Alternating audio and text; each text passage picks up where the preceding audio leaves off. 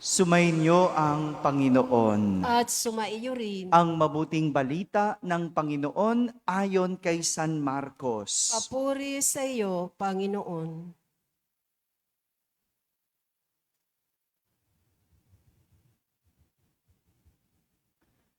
Noong panahong iyon, sina Jesus at ang kanyang mga alagad ay tumawid ng lawa. At pagdating sa Genesaret, ay isinadsad nila ang bangka. Paglunsad nila, nakilala siya agad ng mga tao, kaya't nagmamadaling nilibot ng mga ito ang mga pook sa paligid.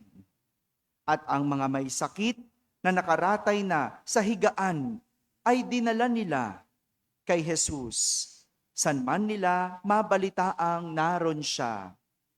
At saan man siya dumating, maging sa nayon, lungsod o kabukiran, ay dinadala sa liwasan ang mga may sakit at isinasamo sa kanya na pahipuin sila kahit man lang sa palawit ng kanyang kasuotan. At ang lahat na makahipo nito ay gumagaling. Mga kapatid, ang mabuting balita ng Panginoon. Pinupuri ka namin, Panginoong Hesukristo. Magsiupo ang lahat at makinig sa homilya. Magandang gabi po sa inyong lahat. Magandang gabi sa mga nasa barangay, sa mga nasa tahanan na nagsisimba via online at sa lahat ng nasa abroad. Magandang araw po sa inyong lahat. Noong isang linggo, kung babalikan natin ang ating mga ebanghelyo, panay-panay ang pagpapagaling ni Jesus ng mga may sakit at pagpapalayas ng demonyo. Naalala nyo pa? Sa mga araw-araw na nagsimba, last week, naalala nyo pa? Noong pinagaling ni Jesus, yung anak ni Jairo, naalala nyo ba yon? Ilang taon yung kanyang anak? 12. Very good. 12 years old na nag-agaw buhay. Di ba? Naalala niyo yon? Pinuntahan pa ni Jairo si Jesus. Nagpatira pa, lumuhod. Nagmakaawa na pumunta siya sa bahay nila para pagalingin yung anak niya na nag-aagaw buhay. 12 years old. At habang sila'y nasa daan papunta doon sa bahay, ano nangyari? Hindi ba? Gumaling din yung babae. Anong sakit? Yun, dinudugo. Ilang taon? Ilang taon dinudugo? 12 years. Yan, review tayo ng review, no? 12 years din. Di ba? Naalala nyo yun? No? Hanggang sa sobrang dami na kailangan pagalingin ni Jesus, kinailangan niyang isugo ang kanyang mga alagad sa isang misyon. Naalala niyo, sinugo niya. Ilan siyang alagad? 12 din, di ba? Lahat yan 12. 12 din.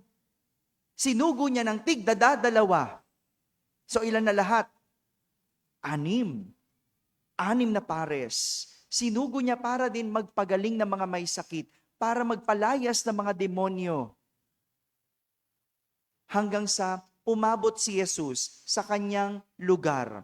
Anong pangalan ng kanyang lugar? Hello? Anong pangalan? Anong pangalan ng lugar ni Jesus? Poong Jesus. Ano nung pangalan ng lugar? Di ba? Poong Jesus Nazareno. Anong pangalan ng lugar? Ayun, Nazaret. Di ba? Umabot pa siya sa kanyang bayang Nazaret. Anong ginawa sa kanya doon? Kinutya siya, di ba? Binatikos siya. Anong sabi sa kanya? Saan siya nakakuha ng ganong karunungan? Paano siya nakapagpapagaling na may sakit? Di ba? Siya'y karpintero? Di ba? Anak siya ni Maria? Di ba? Ang mga kapatid niya ay taga dito? Naalala nyo na? Hello? Hindi ba? Naalala natin? At sa lahat ng ito, tuwing hinihipo ni Jesus ang mga tao, sila ay gumagaling. Sila'y gumagaling. Kaya nga, ituloy natin ang kwento. Ngayon, sa ating ebanghelyo, nagpunta si Jesus sa Genesaret. Umalis na siya sa kanyang bayan. Bakit? Hindi naman siya tinatanggap dun eh. Kinukutya siya. Sa halip na dun sana siya nakagawa ng maraming kababalaghan, marami sana siya doon napagaling kasi sarili niyang bayan, hindi naman siya tinanggap. Kaya umalis na lang siya. Kaunti lang tuloy ang napagaling. Sayang, di ba? Sayang. Kapitbahay na nila si Jesus, kababayan na nila si Jesus, pero sila pa ang hindi naniwala at sumampalataya kay Jesus. Kaya nga, sa ating ebanghelyo, nagpunta si Jesus sa Genesaret. At doon, maraming may sakit ang dinala kay Jesus. Bakit? Kasi narinig nila. Narinig nila na marami si Jesus na napapagaling. Nalaman nila na pag hinahawakan ni Jesus, gumagaling sila. No? Nalaman nila yon. Alam nyo, marami din naman chismoso noon. No? Parang panahon din natin ngayon, pag sinabi, "Uy, may bigayan doon." Diba? Takbo tayo. Diba? "Uy, may pakain doon." Punta tayo doon, diba? Hello. Ganun din sila. "Uy, nakapagpapagaling yon." So, nung pumunta si Jesus, lahat dinala sa kanya. Dahil ang paniniwala nila, kapag hinipo ni Jesus, gagaling. Yun ang narinig nila. Pero, ang pinagkaiba ng mga taga-Genesaret, hindi si Jesus ang humipo sa kanila. Sino humipo? Hello. Sila. Sila ang humipo. Dahil ang sabi nila, mahipo lang nila. Kahit na dulo ng damit, kahit yung tassel lang, ang pananampalataya at paniniwala nila, gagaling sila. Nakita niyo yung pinagkaiba? Hello. Sa ibang lugar, si Jesus ang hihipo. Pero sa mga taga-Genesaret, kung saan pa hindi lugar ni Jesus, kung saan pa ibang lugar, sila yung hihipo kay Jesus. Sila yung lumapit kay Jesus. Sa totoo lang, wala sa paghipo ang kagalingan. Sila'y gumaling dahil sa kanilang pananampalataya kay Jesus. Ito yung pinagkaiba nila. Meron silang malalim na pananampalataya kay Jesus. Hindi katulad ng mga kababayan ni Jesus. Sila, kahit hindi sila kalugar ni Jesus, naniwala at nanampalataya. Ang galing, no? At kahit sa panahon natin ngayon, ganyan minsan ang tao. 'Di ba? Sa ibang tao pa, ang bait-bait. Pero sa sariling kapatid, ang damot. Hello. Ba't ganon? Pag sa ibang tao, sa kaibigan, andyan lagi. Oh, galing, nag-a-advise pa. Pero sa kapamilya, hindi mo makita. 'Di ba? Hindi mo mahagilap. No? Maraming ganyang tao. Bakit ganon? Pag sa iba, ang galing. Pag sa sarili mong kapamilya, sarili mong kadugo, wala. Mabuti pa nga yung iba, pinakikinggan. Yung sarili mong nanay, paus na siya, hindi pa sinunod ang utos. 'Di ba? Ba't kaya ganon?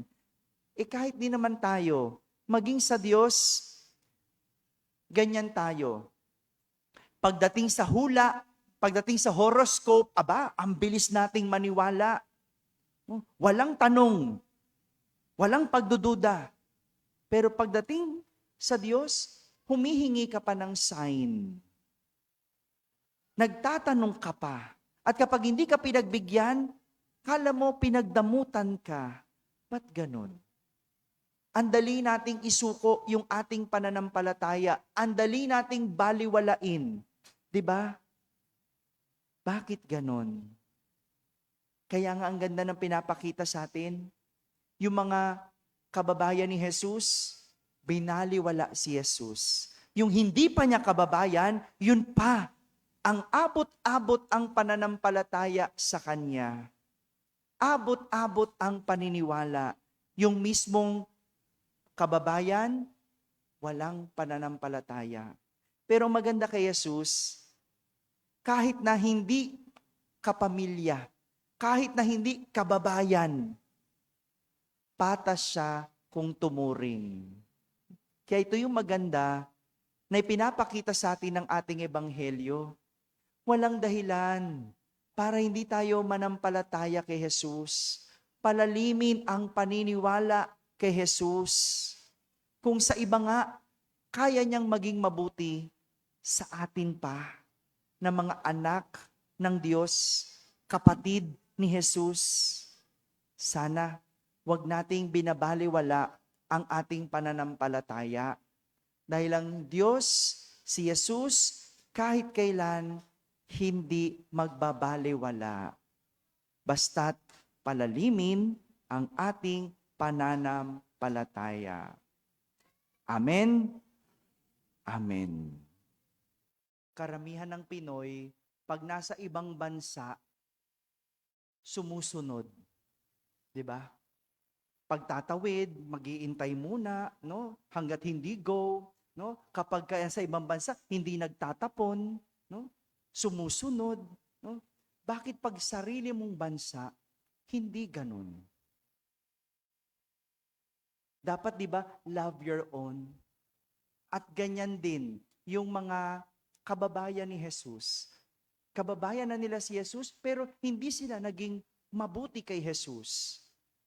Mabuti pa yung hindi kababayan ni Jesus, naniwala at nanampalataya. Pero ang pinapakita, si Jesus, patas sa lahat. Ang tao lang naman ang namimili at nang uuri. Si Jesus, pantay-pantay sa kanya ang lahat. Sumainyo ang Panginoon. At sumaiyo rin. Pagpalain kayo ng makapangyarihang Diyos, Ama at Anak at Espiritu Santo. Amen. Tapos na po ang ating pagdiriwang, humaiking taglay ang pag-ibig at kapayapaan ni Kristo. Salamat sa Diyos.